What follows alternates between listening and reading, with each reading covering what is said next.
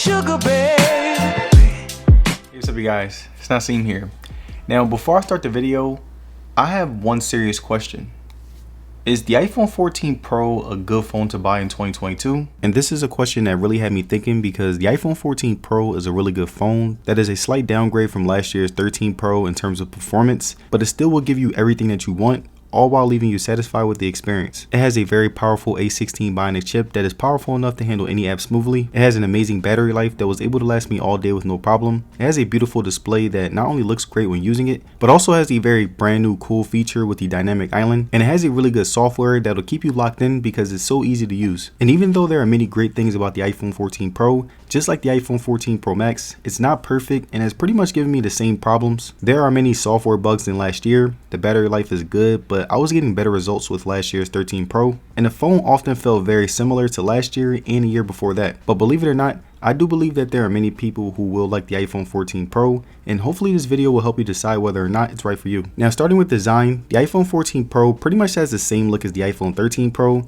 but something that I noticed was that the camera lens has gotten a little bit bigger, and as you can see right here, since the iPhone 12 Pro, Apple has increased the size massively for a trade-off of better performance. Now another difference from last year is that we don't have that weird hairline notch anymore, and instead there's the pill notch, which I will be getting more into later in the video. But besides those two things that I pointed out, this phone looks exactly the same as the iPhone 13 Pro, from the power button, volume rockers and mute switch, all the way down to the speakers, lightning port, and the back. But looking at its color, the version that I have is space black, and if I'm being honest, it only really looks different in certain angles. The sides are definitely darker, but there are some times where I'm looking at it and it looks like last year's graphite color, so not too much change there. Now looking at the display, the iPhone 14 Pro has a 6.1 inch Super Retina XDR display that, just like the iPhone 13 Pro, was pretty good. Whenever I was scrolling through my phone, it felt very smooth, everything looked good. The responsiveness was very precise, and I had no complaints about the overall feel. The only problem that I had with it was the refresh rate. The iPhone 14 Pro Max is 120 Hz, which is supposed to result in smoother scrolling, and this feature is only on the 13 and 14 Pro models. But something that I noticed is that if I go into certain apps, they don't support 120 and will often drop to 60 Hz. Like for example, whenever I was on Eventbrite, it felt extremely laggy, and I was scrolling through and you could tell that the frame rate dropped as soon as you started going through the app. So hopefully more apps can become compatible with the iPhone's higher refresh rate in the future. Now getting more into the display, the bezels are pretty small. Right here, you can see that they're wrapped nicely around the screen and are much cleaner overall now that Apple has removed the notch. And it gives the screen a more circular look that'll give you much more screen real estate. Now something that has improved since last year is the brightness. The 14 Pro now has over 2000 nits of peak brightness compared to last year's 1200, and I really noticed the difference when I was outside.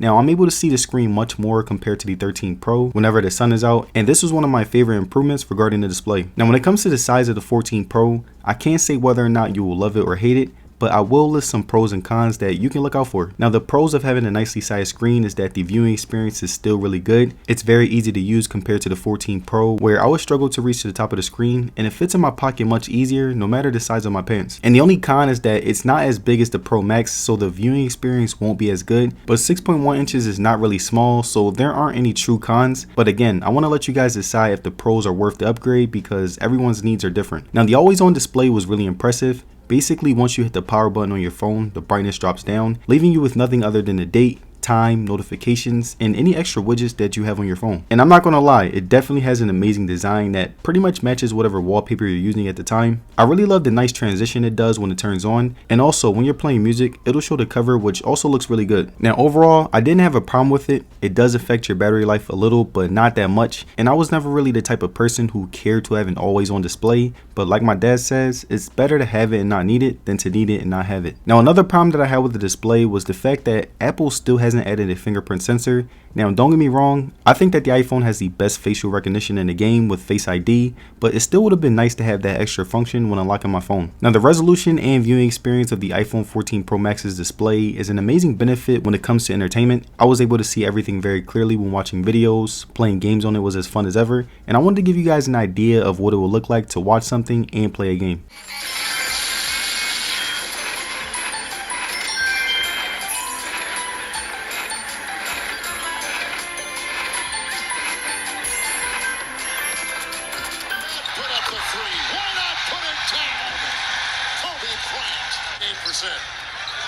Kobe 2 and 9. Into Allen with the fadeaway. Got it! Kobe put it in, and Allen with the foul. Now the dynamic island is easily one of my favorite features on the 14 Pro Max, and basically all it is an advanced pill-shaped facial ID hardware, and it also is accompanied by a selfie camera on the right and a bunch of dead pixels around it, give it that overall clear look for aesthetics. Now looks wise, it looks much better than last year, but where it gets cool is Apple had put some software behind it to make it much more inclusive, and after using it for 3 months, I would say that it really is helpful and has aged pretty well. Now going down the list of things it can do, it notifies you when you're calling or receiving a call. It lets you know when you're connecting another Apple device. It lets you know when you're screen recording. It gives you info when you're airdropping, switching your ringer for notifications, playing music, and many more things that will take me a while to name. And now I don't use everything when it comes to Dynamic Island, but I mainly use it for music, airdropping, and screen recording, and I really loved how you could long press it and not only get more information but also change the song. Also, there are many third-party apps that support Dynamic Island, including Spotify, YouTube Music, SoundCloud, and many more, so you'll more than likely still be able to use it despite not using an Apple-owned app. Now Dynamic Island can also work as a multitasking mechanism. Like say for instance I'm listening to music and I'm on a bike ride. On the top you can see that it's holding both apps, so I can switch to them very easily and will still be able to maintain minor info. And now in the overall grand scheme of things, this isn't the most revolutionary feature in the smartphone market, but I do like the attention to detail, and there are many cases where it can help you out as well. Now the iPhone 14 Pro has a 3200 mAh battery that was easily able to last me all day with no problem, even when I would turn my always on display on. And mind you, I'm the type of person that is usually on my phone all day doing things like writing scripts, playing B-roll, shooting videos, scrolling through social media, watching YouTube videos, and texting my friends. And I'm usually getting over 7 hours of screen time a day, and I only charge my phone when I'm sleeping. Now, unlike the iPhone 14 Pro Max, I was using my iPhone 14 Pro on power saving mode. Most of the time I did use it to the max, and it was still able to perform very well. So if you do get the 14 Pro, battery won't be that much of an issue, but it's still a downgrade from last year. And if I could give you guys a quick estimate, I would say that my battery is usually on 15% by the end of the day, which is still really good, but again, not as good as last year. And right now my battery health is at 100%, which hopefully will keep up longer. Previous iPhones, including my iPhone 12 Pro, are known to have the battery significantly drop after a few months, so hopefully the 14 Pro breaks that streak. And now the last thing that I wanted to touch on when it came to the battery was the charging. And if I'm being honest, the charging isn't that great in terms of speed. It would take well over an hour to get to 100%. But like I said before, you only need one charge, so I think the long-lasting battery is a great trade-off. Now looking at software, the 14 Pro supports iOS 16, and just like on any other iPhone, you have the app drawer that holds and categorizes all your apps. You have the new wallpaper system that is a huge upgrade and feels much more smoother on this phone, and you have many more minor things that make the phone feel even sleeker. But just because all of this stuff is designed to be sleeker doesn't mean it'll actually be sleek. Like there were many times where my 14 Pro would freeze on me or lag a little bit, and I would have to restart my phone for it to correct itself. And this didn't happen every day, but it did happen a little bit more than my 14 Pro Max. But besides the frequent freezes, most of the time the software was very smooth and worked very well. It felt just like the 13 Pro, and I feel like most of you guys will realize that in terms of software, it's not that much different from other models. Now I also tested out some games on the 14 Pro. I played Asphalt 9, which is a game that can really test out the chip, and as you can see, it held up very well, and I didn't get any lags while playing.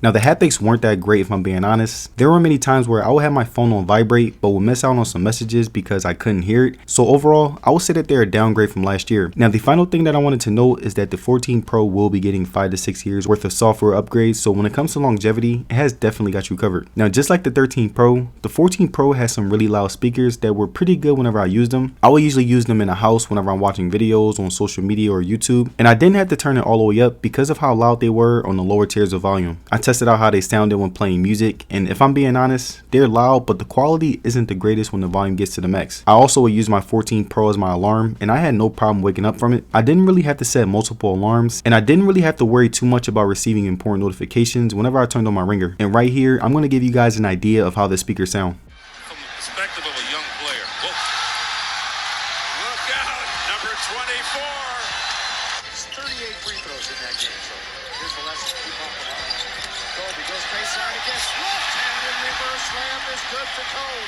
5 assists and the 2 points in the corner. Kobe, yes sir.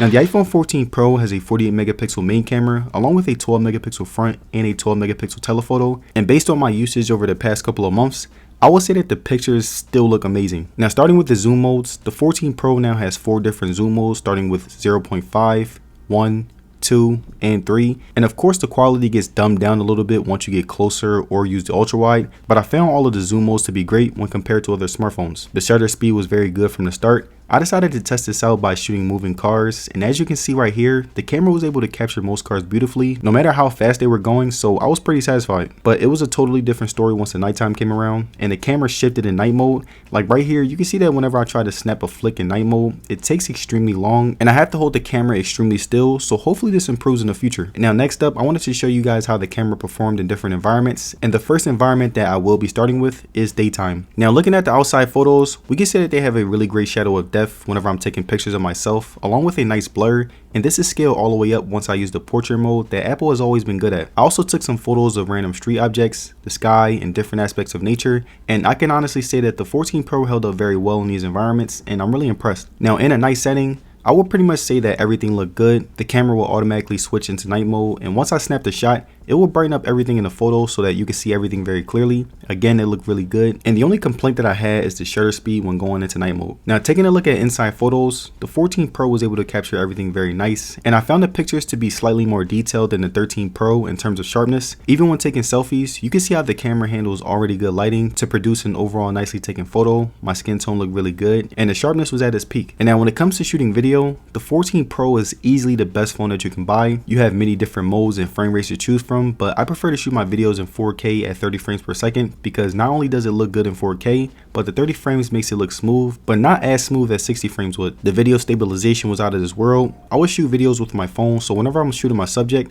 I can use everything handheld and the movements will be very smooth, which was pretty impressive. And for fun, I decided to try the new action mode, and if I'm being honest, it was insanely good, but for most people, you'll be completely fine with regular stabilization, especially since action mode will also dumb down the video quality, so it's really not needed. So all in all, I would definitely say that the iPhone 14 Pro has an amazing video camera that'll give you some consistently good shots. So if you're someone who wants to shoot content or just want a solid camera, the 14 Pro has got you covered. And also, here's some extra videos that I was able to get with my 14 Pro.